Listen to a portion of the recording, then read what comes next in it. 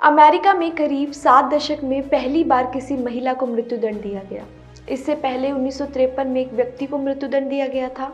सजा क्यों दी गई, क्या था पूरा वाकया जिसके चलते अमेरिका को 67 साल बाद ये मौत की सजा देने का फैसला लेना पड़ा, चलिए बताते हैं। नमस्कार, मैं हूं शाइना शर्मा और आप सब देख रहे हैं news number. Press the bell icon and never miss a video from newsnumber.com। मामला 16 साल पुराना है।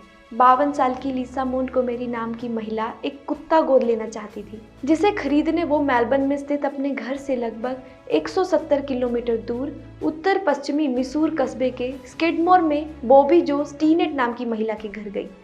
लेकिन जब वो उस महिला के घर पहुंची तो उसने पहले उस महिला का रस्सी से गला घोंटकर उसकी हत्या कर दी। जब लीसा ने स्टीनेट की हत्या की थी तब वो 8 माह की गर्भवती थी। उसने हत्या तो की, लेकिन उसके सिर पर हैवानियत का इतना भूत सवार था कि उसने मर चुकी स्टीनेट का पेट चीरकर उससे बच्ची को निकाला और वहां से फरार हो गई।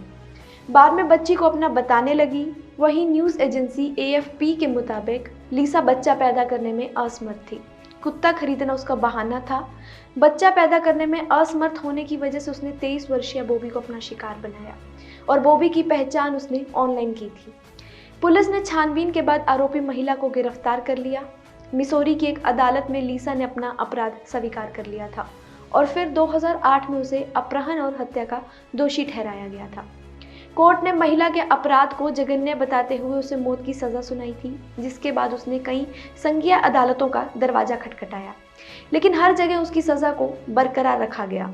महिला की वकील ने दोषी महिला के बचाव के लिए उसे मानसिक तौर पर परेशान भी बताया और सजा में छूट देने की अपील की थी, लेकिन उसकी अपील भी ठुकरा दी गई थी। वहीं बुधवार रात लीसा को इंडियाना प्रांत के डेरे होटे के संघीय जेल परिसर में जहरीला इंजेक्शन लगाए जाने के बाद रात 1:30 बजे मृत घोषित कर दिया गया। अमेरिका के इतिहास में 67 साल बाद किसी महिला कैदी को मौत की सजा दी गई। इससे पहले अमेरिकी सरकार ने साल 1953 में ऐसी सजा दी थी। अमेरिका में मौत की सजा का रिकॉर्ड रखने वाले केंद्र DPI सेंटर के मुताबिक 1953 में मिसौरी राज्य की बोनी हेडी को गैस चेंबर में रखकर मौत की सजा दी गई थी। एक अन्य शख्स ब्रैडन बनोट को भी इसी साल दिसंबर में मौत की सजा दी जानी है। ब्रैडन ने साल 1999 में अपने साथियों के साथ मिलकर 2 युवा मंत्रियों की हत्या की थी।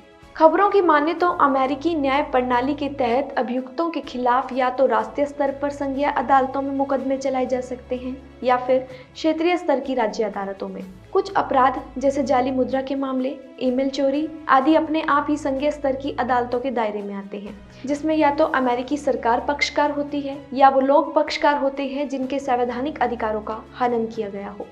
इसके अलावा कौन से मामले संघीय अदालतों के दायरे में किए जाएंगे, यह अपराध की जघन्यता पर निर्भर करता है। सुप्रीम कोर्ट ने सभी मौजूदा मृत्युदंड कानूनों को रद्द कर दिया था, जिसके प्रभाव से सभी अपराधियों की मौत की सजा रद्द हो गई थी।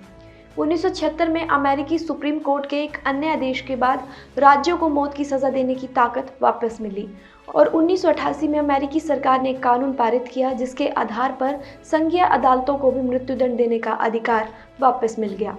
DPI सेंटर के अनुसार 1988 से 2018 के बीच संघीय अदालतों ने विभिन्न मामलों में कुल 78 लोगों को मौत की सजा सुनाई, जिनमें से केवल 3 लोगों को ही मौत की सजा दी जा सकी। वैसे अमेरिका के इतिहास में 67 साल बाद ये पहला मौका है जब किसी महिला कैदी को मौत की सजा दी गई है। इस महिला को जो बाइडेन के राष्ट्रपति बनने के 8 दिन पहले ही मृत्युदंड दिया गया है, क्योंकि बाइडेन शुरू से ही मौत की सजा के खिलाफ रहे हैं।